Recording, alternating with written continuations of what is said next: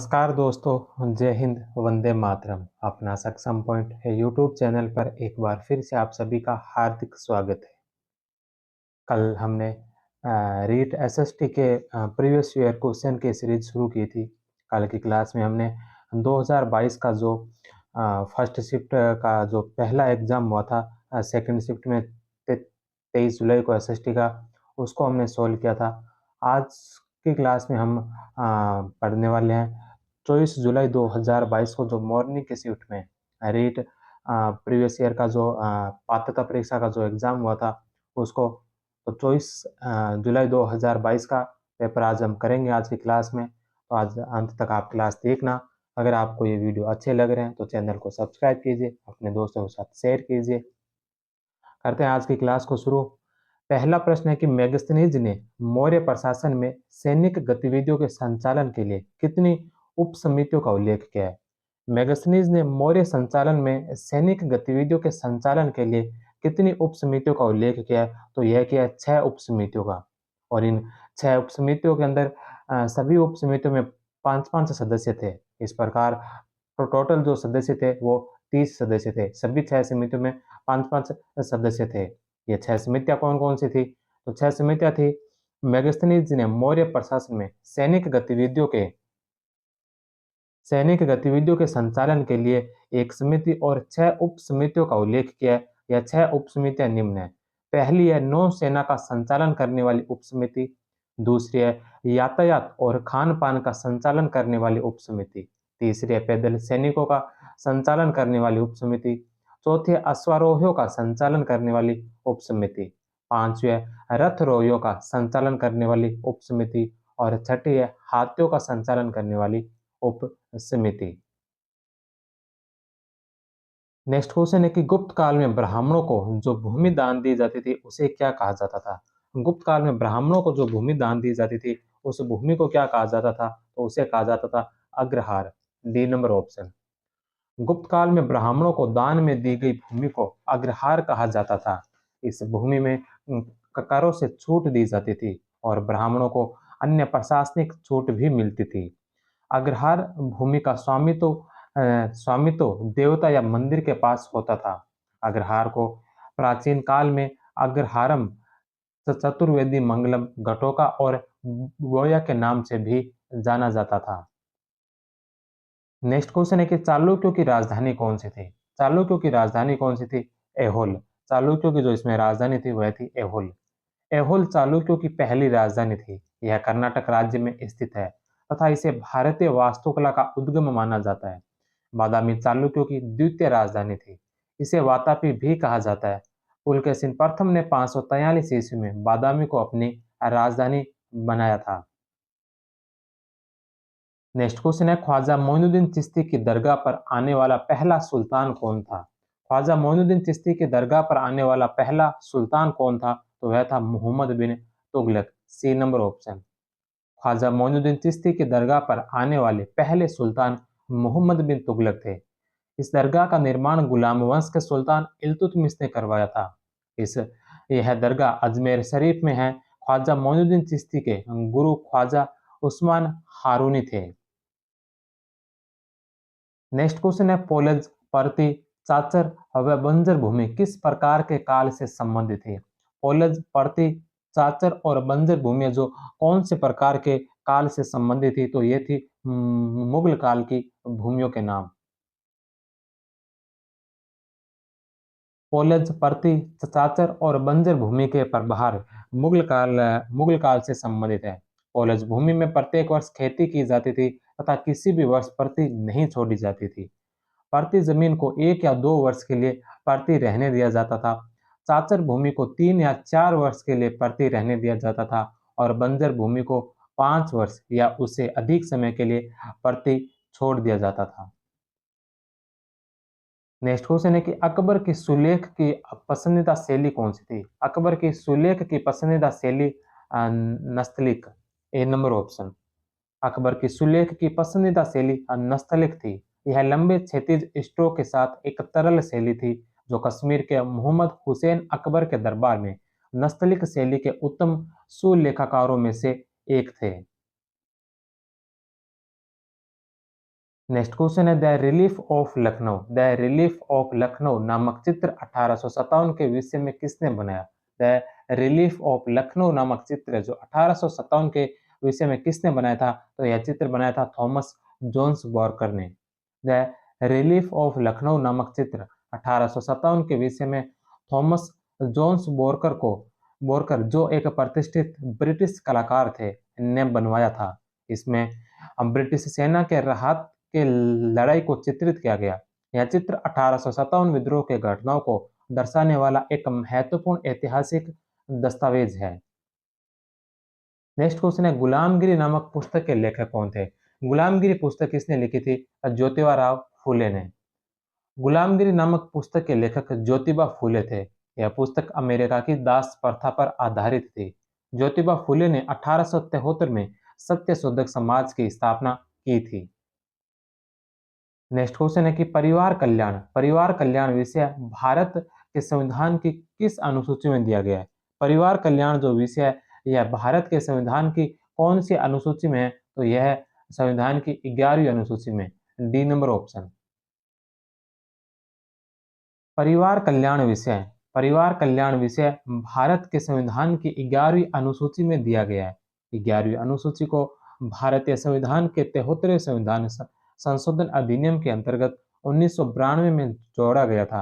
इस अनुसूची में कुल 29 विषय हैं। भारतीय संविधान में कुल 12 अनुसूचियां हैं। नेक्स्ट क्वेश्चन है कि भारत के संविधान संशोधन करने की शक्ति किसे प्राप्त है? भारत का संविधान संशोधन करने की शक्ति किसे है? तो यह संविधान संशोधन की शक्ति है संसद को। भारतीय संविधान के अनुच्छेद 368 के अंतर्गत संविधान में संशोधन करने की शक्ति संसद को है। संसद के किसी भी सदन में विधेयक प्रस्तुत कर संविधान संशोधन की प्रक्रिया की शुरुआत की जा सकती है। संसद के दोनों सदनों में विधेयक को अलग अलग कुल बहुमत से पारित होना आवश्यक है। नेक्स्ट क्वेश्चन है कि भारत में विधिक सेवा दिवस कब मनाया जाता है? भारत में विधिक सेवा दिवस कब मनाया जाता है? 9 नवंबर को। 9 नवंबर को जो विधिक सेवा दिवस मनाया जाता है और इसकी शुरुआत 1995 से की गई थी। भारत में राष्ट्रीय विधिक सेवा दिवस प्रत्येक वर्ष 9 नवंबर को मनाया जाता है। इस दिवस की शुरुआत उच्चतम न्यायालय द्वारा 1995 में की गई थी।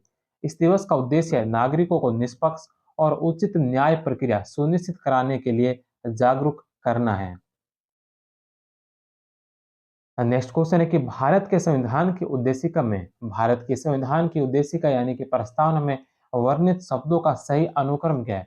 प्रस्तावना के अंदर जो शब्द वर्णित है उनका सही क्रम है, तो उनका सही क्रम है न्याय, फिर स्वतंत्रता, समता और बंधुता, डी नंबर ऑप्शन। भारत के संविधान की उद्देशिका में वर्णित शब्दों का सही अनुक्रम न्याय, स्वतंत्रता, समता और बंधुता है। भारतीय संविधान की प्रस्तावना को 26 नवंबर 1949 को अंगीकृत किया गया था तथा 26 जनवरी 1950 को यह प्रभावी हुआ। प्रस्तावना संविधान के सिद्धांतों को प्रस्तुत करती है। आप सभी को यह प्रस्तावना तो कम से कम याद होनी चाहिए। उद्देशिका भारत का संविधान जिसे प्रस्तावना या उद्देशिका कहा जाता है। हम भारत के लोग भारत को एक संपूर्ण प्रभुत्व संपन्न समाजवादी पंथ निरपेक्ष लोकतंत्रात्मक गणराज्य बनाने के लिए तथा उसके समस्त नागरिकों को सामाजिक, आर्थिक और राजनीतिक न्याय, इसमें 3 प्रकार के न्याय की बात की गई है, सामाजिक, आर्थिक और राजनीतिक न्याय। इसके अलावा विचार, अभिव्यक्ति, विश्वास, धर्म और उपासना की स्वतंत्रता, 5 प्रकार की स्वतंत्रता का उल्लेख किया गया है। इसके अलावा प्रतिष्ठा और अवसर की समता, 2 समानताएं, समता प्राप्त करने के लिए और तथा उन सब में व्यक्ति की गरिमा और राष्ट्र की एकता और अखंडता सुनिश्चित करने वाली बंधुता बढ़ाने के लिए दृढ़ संकल्प होकर अपनी इस संविधान सभा में आज तारीख 26 नवंबर 1949 26 नवंबर 1949 26 नवंबर 1949 ईस्वी मिति मार्क्सिस शुक्ल सप्तमी संवत 2006 विक्रमी को एतत् द्वारा इस संविधान को अंगीकृत, अधिनियमित और आत्मार्पित करते हैं। तो इसमें समर्पित शब्द नहीं है, इसमें है अंगीकृत, अधिनियमित और आत्मार्पित। एक बार यह भी प्रश्न पूछा गया था कि इनमें से कौन-सा उल्लेख नहीं है? तो इन शब्दों का विशेष करके ध्यान रखना, सामाजिक, आर्थिक और राजनीतिक न्याय, विचार, अभिव्यक्ति, विश्वास, धर्म और उपासना की स्वतंत्रता, प्रतिष्ठा और अवसर की समानता और इसी प्रकार अंगीकृत, अधिनियमित और आत्मार्पित करते हैं।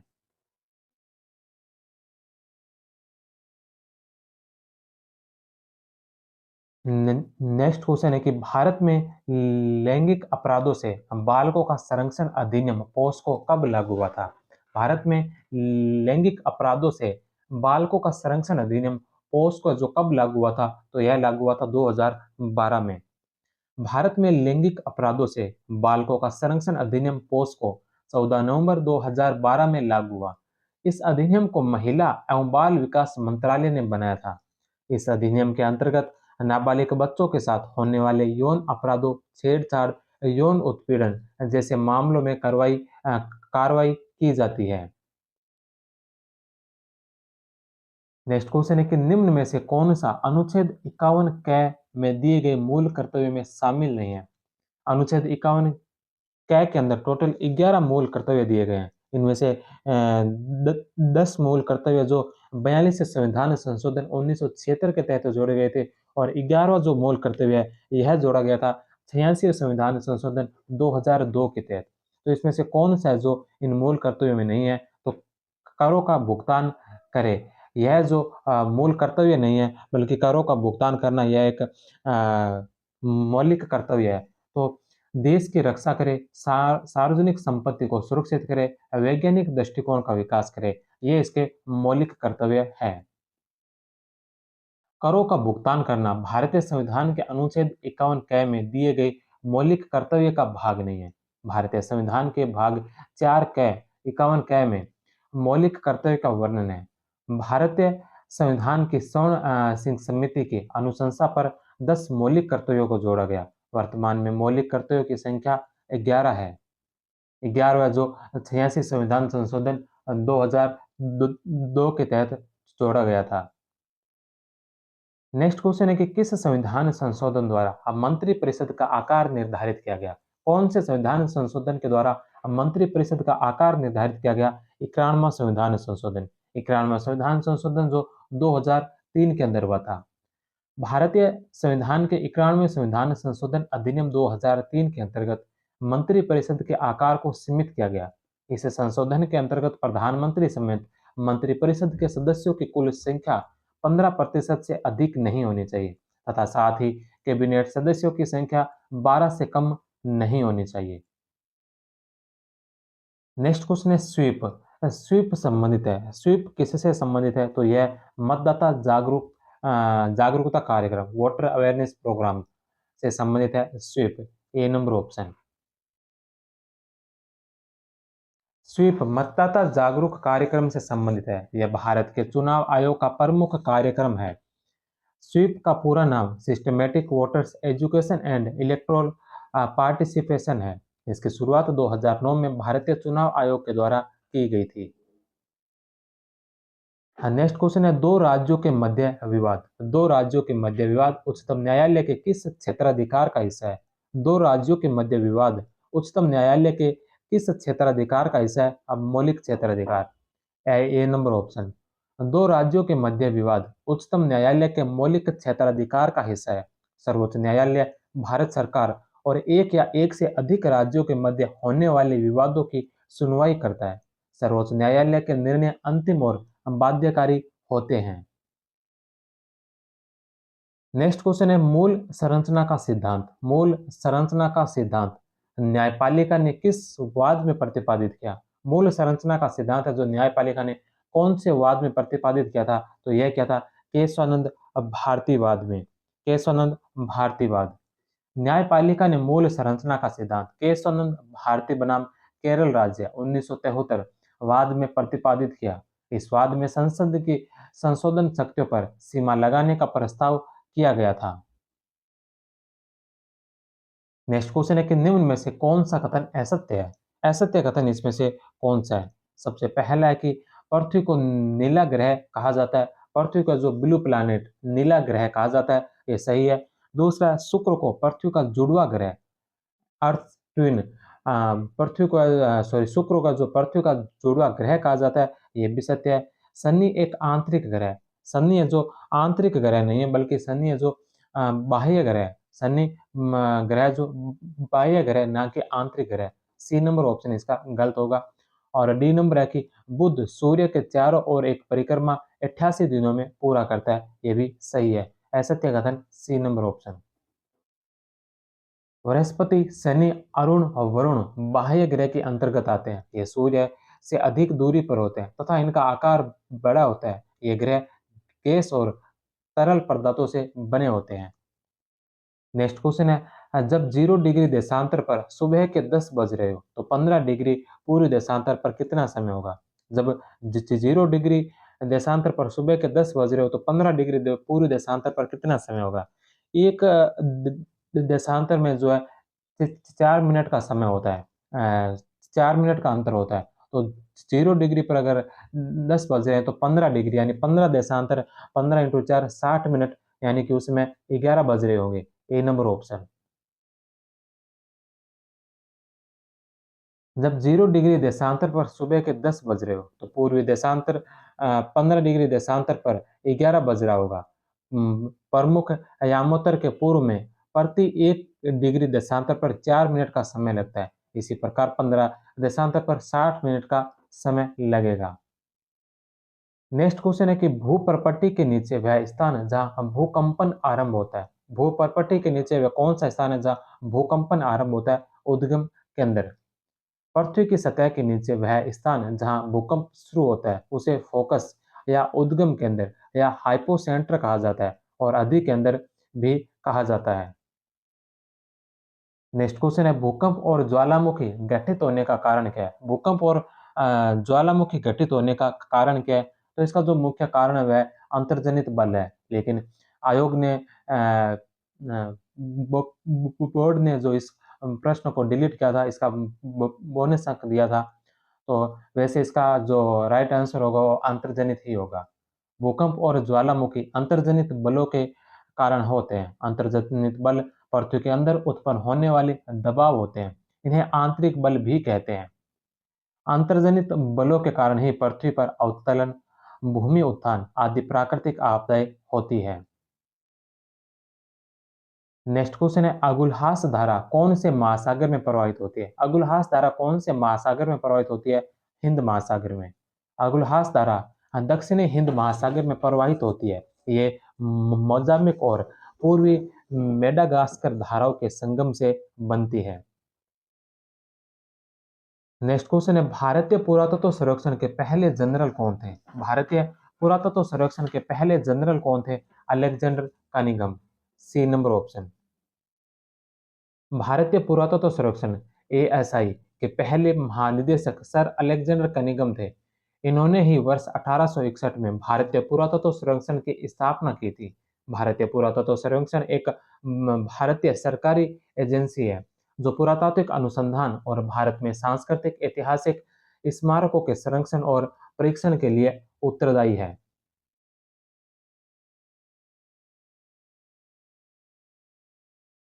नेक्स्ट क्वेश्चन है, थेरी गाथा के संबंध में कौन सा कथन सत्य है? थेरी गाथा के संबंध में कौन सा कथन इसमें से सत्य कथन है?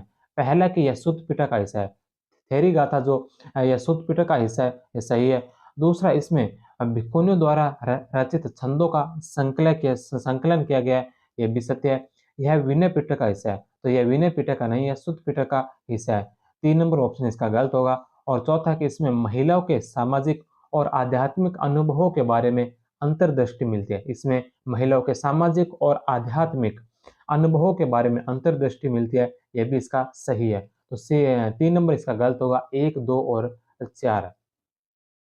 1, 2 और 4 B number option.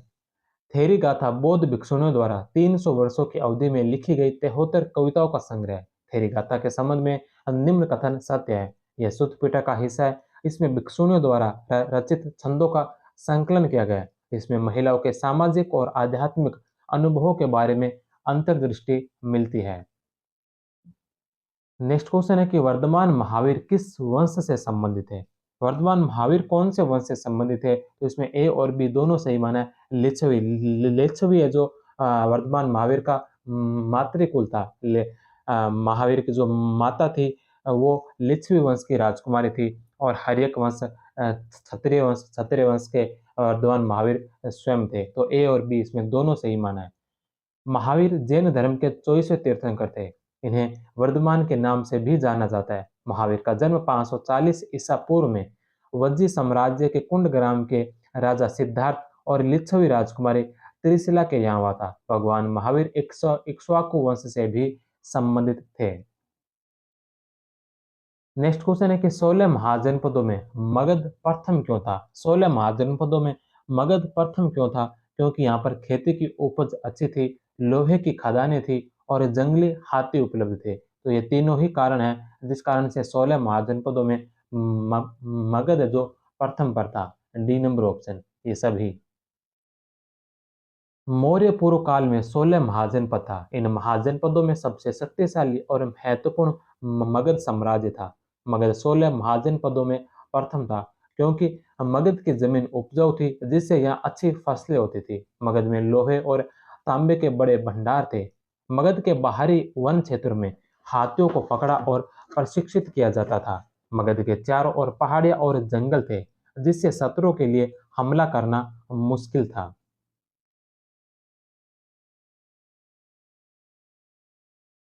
Next question है लोथल नामक हड़प्पाई स्थल कहाँ स्थित है? लोथल नामक हड़प्पाई स्थल कहाँ स्थित है? गुजरात के अंदर। B number option. Lothal Gujarat के अहमदाबाद जिले में भोगवा नदी के तट पर स्थित एक हड़प्पाई स्थल है। इसकी खोज 1954 में एस आर राव ने की थी। इसे सिंधु घाटी सभ्यता के मैनचेस्टर के नाम से भी जाना जाता है। नेक्स्ट क्वेश्चन है बेरी गाजा प्राचीन भारत में कौन से बंदरगाह का यूनानी नाम था? बेरी गाजा जो प्राचीन भारत में कौन से बंदरगाह का यूनानी नाम था? तो यह था भरूच या भड़ोच। ए नंबर ऑप्शन। बेरी गाजा प्राचीन भारत में भरूच बंदरगाह का यूनानी नाम था। यह बंदरगाह गुजरात में नर्मदा नदी के मुहाने पर स्थित है। यह बंदरगाह पश्चिमी भारत के लिए एक व्यापारिक बिंदु के रूप में कार्य करता है। नेक्स्ट क्वेश्चन है कि चोल अभिलेखों में भूमि के विभिन्न कोटों का उल्लेख मिलता है। उनमें से वेलनगवाई का संबंध था। चोल अभिलेखों के अंदर भूमि के विभिन्न कोटों का उल्लेख मिलता है। इसके अंदर वेलनगवाई का संबंध किससे था? तो इसका संबंध था गैर ब्राह्मण किसान स्वामी की भूमि। ए नंबर ऑप्शन। चोल अभिलेखों में भूमि के विभिन्न कोटियों का उल्लेख मिलता है। उनमें से वेलन वगाई का संबंध गैर ब्राह्मण किसान स्वामियों की भूमि से था। चोल अभिलेखों में निम्न प्रकार की भूमियों के नाम मिलते हैं। ब्रह्मदेय यह भूमि ब्राह्मणों को भेंट की जाती थी। सालाभोग यह विद्यालयों के रखरखाव के लिए प्रदत्त भूमि को संदर्भित था। देनदान या देनदान और तिरुनाम ढकने मंदिरों को उपहार में दी गई भूमि और पलिछंदम जैन संस्थाओं को दान में दी गई भूमि। नेक्स्ट क्वेश्चन है सुमेलित कीजिए। एक तरफ उत्सव दे रखे हैं, फेस्टिवल दे रखे हैं और सामने उनसे संबंधित स्थान दे रखे हैं, जिले दे रखे हैं। तो सबसे पहले नंबर पर है ऊंट उत्सव। ऊंट उत्सव है जो बीकानेर जिले में मनाया जाता है। मरु महोत्सव या मरु उत्सव। मरु उत्सव है जो जैसलमेर में होता है। तीसरे नंबर पर पतंग उत्सव। पतंग उत्सव जो जयपुर के अंदर और मेवाड़ उत्सव। मेवाड़ उत्सव है जो उदयपुर में। ऊंट उत्सव बीकानेर, मरु उत्सव जैसलमेर, पतंग उत्सव जयपुर और मेवाड़ उत्सव Udaipur. B A D C. A number option.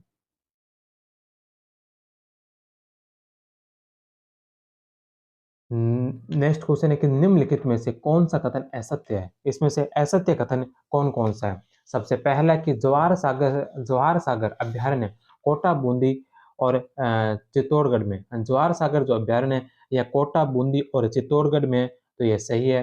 दूसरा कि केसर बाग वन्य जीव अभ्यारण्य धौलपुर में। केसर बाग वन्य जीव अभ्यारण्य यह धौलपुर में, यह भी सत्य है। तीसरा अर्ध उष्ण कटिबंधीय सदाबहार वनों को मानसून वन भी कहते हैं। तो मानसून जो वन है यह अर्ध उष्ण कटिबंधीय सदाबहार वनों को नहीं बल्कि उष्ण कटिबंधीय पर्णपाती वनों को कहा जाता है। उष्ण कटिबंधीय पर्णपाती वनों का जो मानसून वन कहा जाता है, तो सी नंबर ऑप्शन इसका गलत होगा। राजस्थान का कल्प वृक्ष रोहिड़ा है। रोहिड़ा राजस्थान का कल्प वृक्ष नहीं, बल्कि रोहिड़ा जो राजस्थान का राज्य पुष्प है। राजस्थान का जो कल्प वृक्ष है यह खेजड़ी का पेड़ है। खेजड़ी जो राजस्थान का कल्प वृक्ष है, रोहिड़ा राजस्थान का राज्य पुष्प है। तो डी नंबर ऑप्शन भी इसमें गलत होगा। असत्य सी और डी। अर्ध उष्ण कटिबंधीय सदाबहार वनों के मानसून वन नहीं कहा जाता है, बल्कि उष्ण कटिबंधीय पर्णपाती वनों को मानसून वन कहा जाता है। ये वन 70 से 200 सेंटीमीटर वार्षिक वर्षा वाले क्षेत्रों में पाए जाते हैं। राजस्थान का कल्प वृक्ष खेजड़ी है। इसे मारू प्रदेश का कल्प वृक्ष भी कहा जाता है।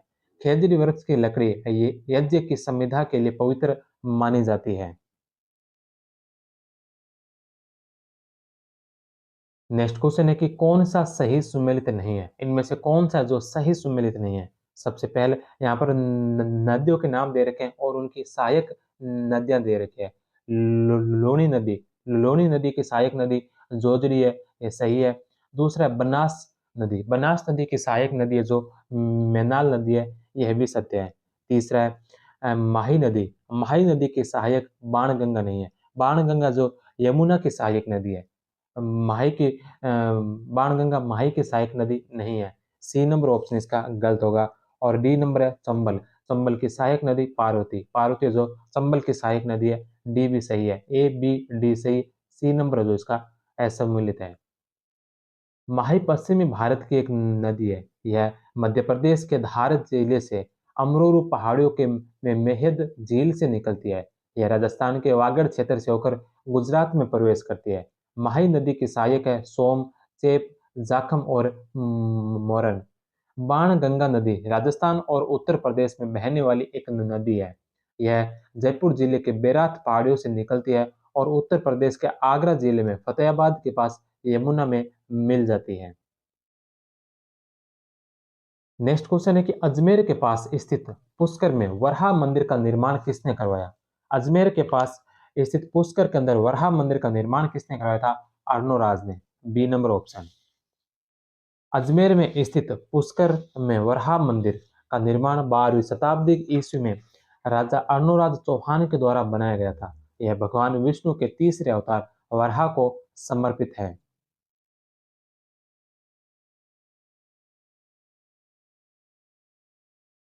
नेक्स्ट क्वेश्चन है कि राजस्थान में 1857 की क्रांति के समय सिरोही रियासत का पॉलिटिकल एजेंट कौन था। राजस्थान में 1857 की क्रांति के समय सिरोही रियासत का पॉलिटिकल एजेंट कौन था। जेडी हॉल, ए नंबर ऑप्शन। राजस्थान में 1857 की क्रांति के समय सिरोही रियासत का पॉलिटिकल एजेंट जेडी हॉल था। सिरोही राज्य की स्थापना 1311 में लुम्भा के द्वारा की गई थी। नेक्स्ट क्वेश्चन है मोतीलाल तेजावत किस गांव के निवासी थे। मोतीलाल तेजावत कौन से गांव के निवासी थे। कोलियारी गांव। मोतीलाल तेजावत जिनका जीवन काल 1885 से 1963 है, राजस्थान के उदयपुर जिले के कोलियारी गांव के रहने वाले थे। मोतीलाल तेजावत को आदिवासियों का मसीहा के नाम से जाना जाता है। वे एक ही आंदोलन के प्रमुख नेता थे।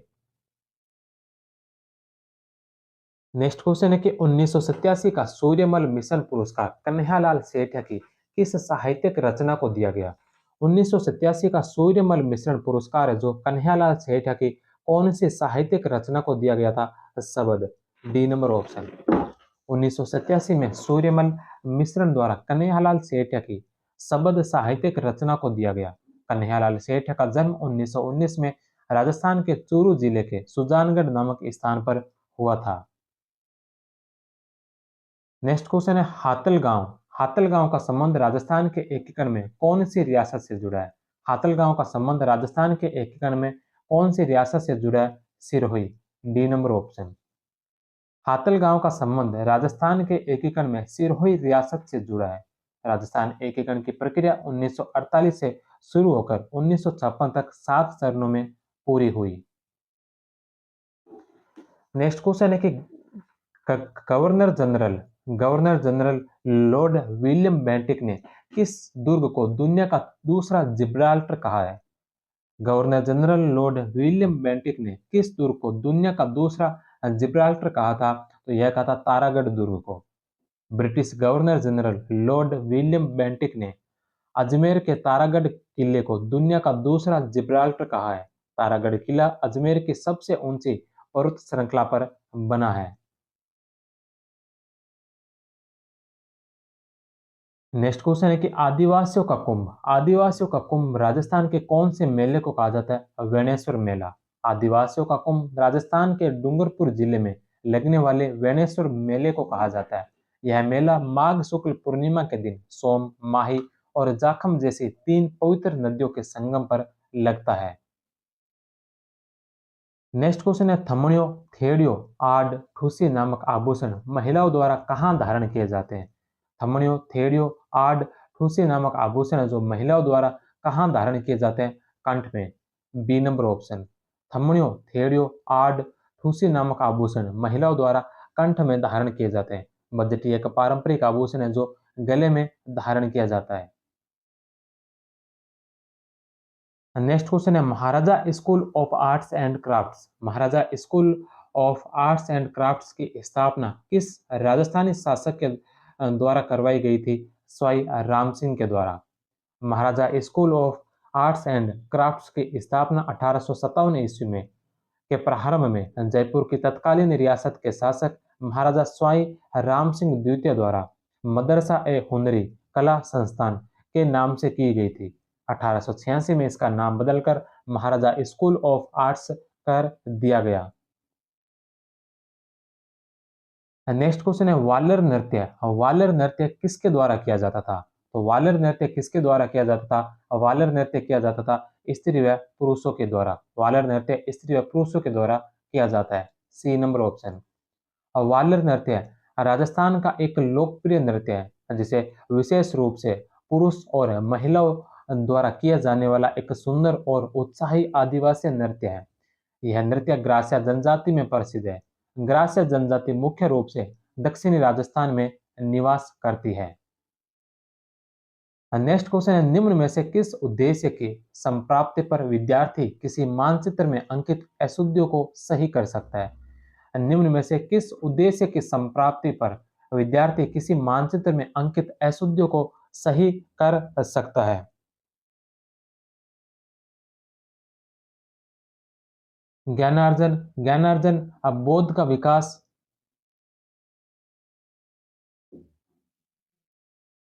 ज्ञानोपयोग या क्रियात्मक कौशलों के विकास। तो क्रियात्मक कौशलों के विकास से किसी भी उद्देश्य की संप्राप्ति जो विद्यार्थी किसी मानचित्र में अंकित अशुद्धियों को सही कर सकता है कि क्रियात्मक कौशलों के विकास से।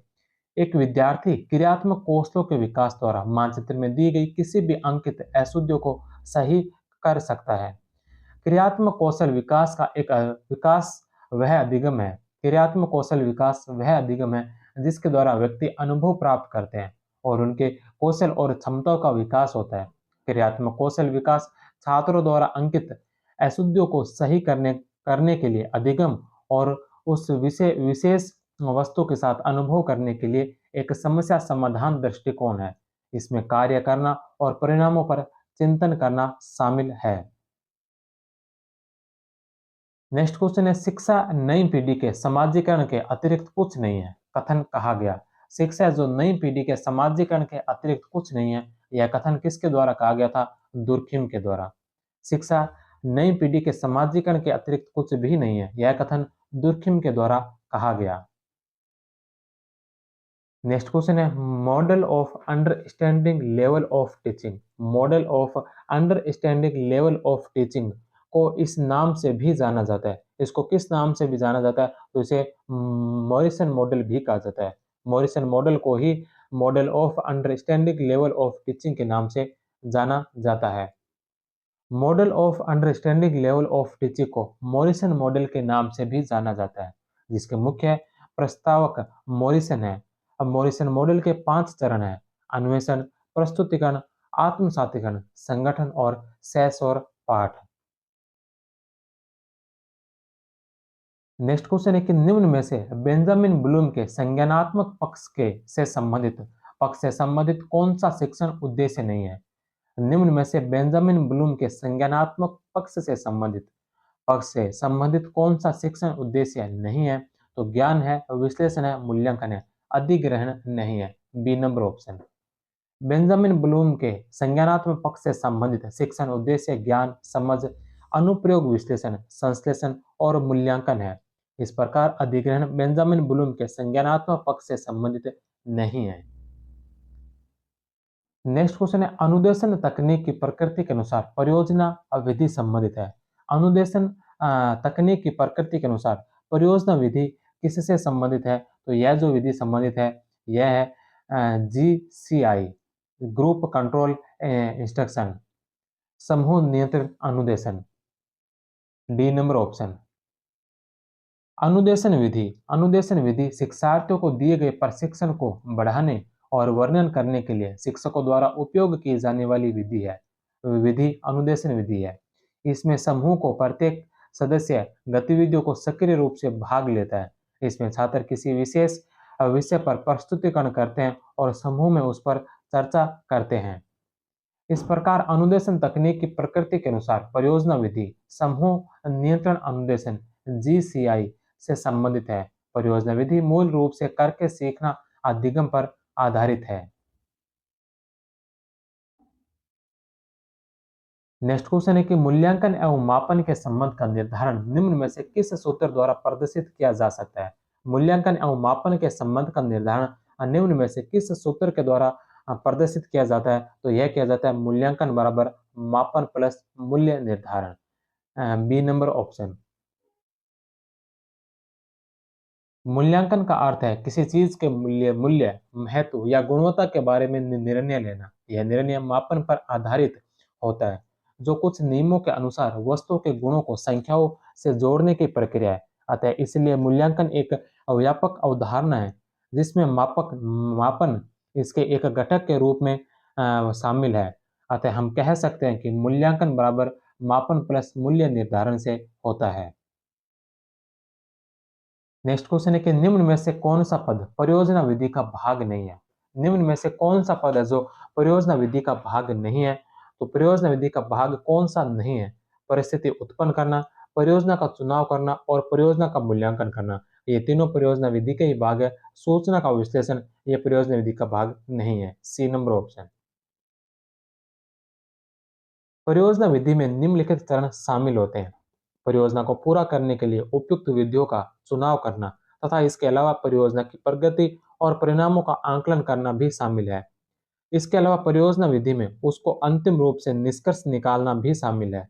परियोजना विधि की इस संकल्पना को जॉन डेवी ने प्रस्तावित किया था। अतः दिया गया विकल्प सी सूचना का विश्लेषण परियोजना के मूल्यांकन का एक सीधा चरण नहीं है।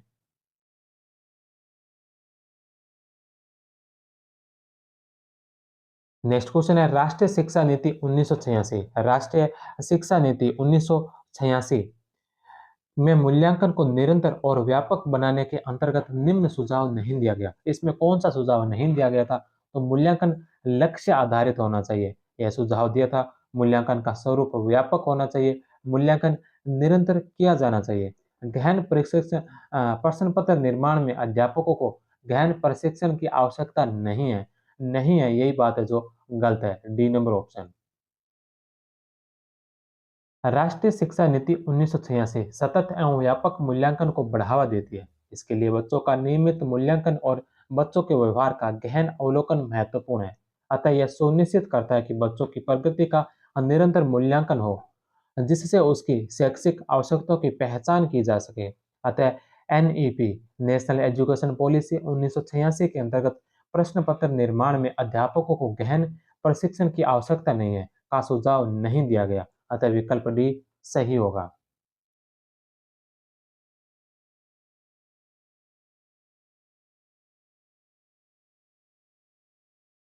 कक्षा शिक्षण में तुलनात्मक अध्ययन के लिए उपयोग होता है। कक्षा शिक्षण में तुलनात्मक अध्ययन के लिए किसका उपयोग होता है? ग्राफ का। D number option. ग्राफ एक दृश्य उपकरण है जो डेटा को एक आसानी से समझने योग्य प्रारूप में प्रस्तुत करता है। यह विभिन्न विषयों या अवधारणाओं की तुलना करने के लिए उपयोगी है, जबकि रेखाचित्र व पोस्टर आमतौर पर एक विषय या अवधारणा को चित्रित करने के लिए उपयोग किया जाता है।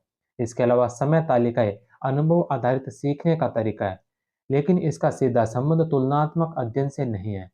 अतः विकल्प डी ग्राफ है जो तुलनात्मक अध्ययन से के लिए सबसे उपयुक्त विकल्प होगा। नेक्स्ट क्वेश्चन है कि प्राचीन एवं वर्तमान काल की संस्कृति एवं लोक जीवन का छात्र प्रत्यक्ष रूप से ज्ञान प्राप्त करता है, यह स्थान है। तो प्राचीन एवं वर्तमान काल की संस्कृति एवं लोक जीवन का छात्र प्रत्यक्ष रूप से जो ज्ञान प्राप्त करता है, यह कहाँ पर किया जाता है? तो यह जो किया जाता है, यह भ्रमण करके भी करते हैं, संग्रहालय में भी, अवलोकन। तो इन तीनों ही स्थानों से जो छात्र वर्तमान काल की और प्राचीन काल की संस्कृति और लोक जीवन का प्रत्यक्ष ज्ञान ग्रहण करते हैं। तो इसका जो राइट आंसर होना चाहिए वो डी नंबर होना चाहिए। बोर्ड ने इस प्रश्न को डिलीट किया था, बोनस अंक दिया गया था। प्राचीन एवं वर्तमान काल की संस्कृति एवं लोक जीवन का छात्र कई तरीकों से प्रत्यक्ष ज्ञान प्राप्त कर सकते हैं। जैसे छात्र यात्रा या भ्रमण पर विभिन्न संस्कृतियों, परंपराओं और जीवन शैलियों के बारे में सीख सकता है। पुरातत्व स्थलों, संग्रहालय एवं ऐतिहासिक स्थलों का दौरा कराने से छात्र अपने अतीत की संस्कृतियों और सभ्यताओं के बारे में जान सकते हैं तथा उसका अवलोकन कर अपने आसपास की दुनिया में होने वाली घटनाओं के बारे में जान सकते हैं। अतः विकल्प डी इस प्रश्न का संभावित उत्तर हो सकता है। नेक्स्ट क्वेश्चन है कि भारतीय मैदान में बाढ़ निर्मित नए युवा निक्षेपों को जाना जाता है। भारतीय मैदान में बाढ़ निर्मित नए युवा निक्षेपों को जाना जाता है खादर नाम से। B number option. उत्तर भारत और पाकिस्तान के उत्तर भारत और पाकिस्तान के सिंधु गंगा क्षेत्रों में खादर और बांगर या भांगर शब्द अलग अलग प्रकार के नदी के मैदानों और जालोड मिट्टी को समझने के लिए इस्तेमाल किया जाता है। भारतीय मैदानों में नदियों द्वारा लाया गया नया और उपजाऊ मिट्टी का जमाव खादर कहलाता है। यह मैदान के निचले इलाके में पाया जाता है और कृषि के लिए उपजाऊ होती है। इसके अलावा बांगर, भावर और तराई उत्तर भारतीय मैदान के अन्य भू आकृतिक विशेषताएं हैं, जबकि खादर बाढ़ के कारण बनने वाला नया निक्षेपण है। नेक्स्ट क्वेश्चन है कि भारत में बहुतायत से पाया जाने वाला वन कौन सा है? भारत में बहुतायत से पाया जाने वाला वन कौन सा है? उष्ण कटिबंधीय पर्णपाती वन। ए नंबर ऑप्शन। भारत में सबसे अधिक क्षेत्रफल पर पाए जाने वाला वन उष्ण कटिबंधीय पर्णपाती वन है। ये वन देश के मध्य और दक्षिणी भागों में फैले हुए हैं। इन वनों में गर्मी के मौसम में पत्ते झड़ते हैं, इन्हें मानसून वन भी कहा जाता है। इन वनों में मुख्य रूप से सागौन, बांस, शीशम, चंदन, अर्जुन, सहतूत आदि है। अतः इसके अलावा उष्ण कटिबंधीय वर्षा वन, पर्वतीय वन और उष्ण कटिबंधीय कंटीले वन भी भारत में पाए जाते हैं, लेकिन सर्वाधिक मात्रा में उष्ण कटिबंधीय पर्णपाती वन पाए जाते हैं। नेक्स्ट क्वेश्चन है कि कौन सी फसल को सुनहरा रेशा के नाम से जाना जाता है? सुनहरा रेशा कौन सी फसल को कहा जाता है? जूट को। B number option. जूट को स्वर्णिम या सुनहरा रेशा के नाम से जाना जाता है। इसका उपयोग वेग, चटाई, रस्सी, धागा, कालीन और अन्य कलाकृतियों के निर्माण में किया जाता है। यह भारत और बांग्लादेश में मुख्य रूप से उत्पादित होता है। भारत का जूट का पहला कारखाना एकलेड मिल साल 1855 ईस्वी में रिसरा, कोलकाता में स्थापित किया गया। नेक्स्ट क्वेश्चन है धात्विक खनिज युग्म है। धात्विक खनिज का युग्म है, सही युग्म कौन सा है? मैग्नीज और तांबा। ए नंबर ऑप्शन। मैग्नीज और तांबा दोनों धात्विक खनिज है। इसका उपयोग विभिन्न उद्योगों में किया जाता है। मैग्नीज इस्पात उद्योग में इसका महत्वपूर्ण उपयोग होता है। इसके अलावा तांबा बिजली के तार, पाइप और अन्य उत्पादों के निर्माण में भी इसका उपयोग होता है। नेक्स्ट क्वेश्चन है कि विश्व में सबसे अधिक बिकने वाली कैंसर रोधी औषधि भारत में कौन से पौधे से प्राप्त होती है? विश्व में सबसे अधिक बिकने वाली कैंसर रोधी औषधि जो भारत में कौन से पौधे से प्राप्त होती है? हिमालय या यव से। B number option. भारत में पाए जाने वाला हिमालयन यव एक दुर्लभ पौधा है जिससे विश्व की सबसे अधिक बिकने वाली कैंसर रोधी दवा टैक्सोल निकाली जाती है। यह दवा अंडाशय के कैंसर, स्तन कैंसर, फेफड़े के कैंसर कैंसर और अन्य कैंसरों के इलाज में उपयोग की जाती है। नेक्स्ट क्वेश्चन है कि राजस्थान के शुष्क एवं व अर्ध शुष्क क्षेत्रों में पालर पानी शब्द किसके लिए प्रयुक्त किया जाता है? राजस्थान के शुष्क और अर्ध शुष्क क्षेत्रों में पालर पानी शब्द किसके लिए प्रयुक्त किया जाता है? वर्षा जल को जो पालर पानी कहा जाता है। राजस्थान के शुष्क व अर्ध शुष्क क्षेत्रों में पालर पानी का अर्थ वर्षा जल से होता है। इन क्षेत्रों में विशेष रूप से जल को संचित किया जाता है, जहाँ वर्षा का पानी सीधे जमीन में रिसकर या तालाबों, नदियों में इकट्ठा होता है। पालर पानी प्राकृतिक वर्षा का पानी है, जिसे स्थानीय लोग पेयजल और अन्य आवश्यकताओं के लिए एकत्रित करते हैं। नेक्स्ट क्वेश्चन और आज के इस पेपर का अंतिम क्वेश्चन है कि राजस्थान के कौन से जिले में भारत का सबसे बड़ा सोलर पार्क स्थापित किया गया? राजस्थान के कौन से जिले में भारत का सबसे बड़ा सोलर पार्क स्थापित किया गया? तो यह किया गया राजस्थान के जोधपुर जिले में। ए नंबर ऑप्शन। दुनिया का तीसरा और भारत का सबसे बड़ा सौर ऊर्जा पार्क भड़ला सोलर पार्क, जो राजस्थान के जोधपुर जिले में स्थित है। यह 56 किलोमीटर के क्षेत्र में फैला हुआ है। इसकी कुल स्थापित क्षमता 2245 मेगावाट है। यह पार्क सौर ऊर्जा उत्पादन का एक प्रमुख केंद्र है और इसने राजस्थान राज्य की ऊर्जा आवश्यकताओं को पूरा करने में महत्वपूर्ण भूमिका निभाई है। इसके अलावा इस पार्क ने भारत को सौर ऊर्जा के क्षेत्र में भी अग्रणी बनाया है। तो ये था आज का रीट का प्रीवियस ईयर क्वेश्चन पेपर, जो 24 जुलाई 2022 को मॉर्निंग की शिफ्ट में हुआ था। कल की क्लास में हम करेंगे 24 जुलाई 2022 का ही इवनिंग शिफ्ट में हुआ पेपर, और उसी के साथ 2022 के रीट पात्रता के तीनों पेपर हो जाएंगे। फिर 2021, 2017, 15, 12 और 11 के करेंगे। तो आज के लिए इतना ही, मिलते हैं कल एक नई क्लास में। तब तक आप सभी का बहुत बहुत धन्यवाद। जय हिंद, वंदे मातरम।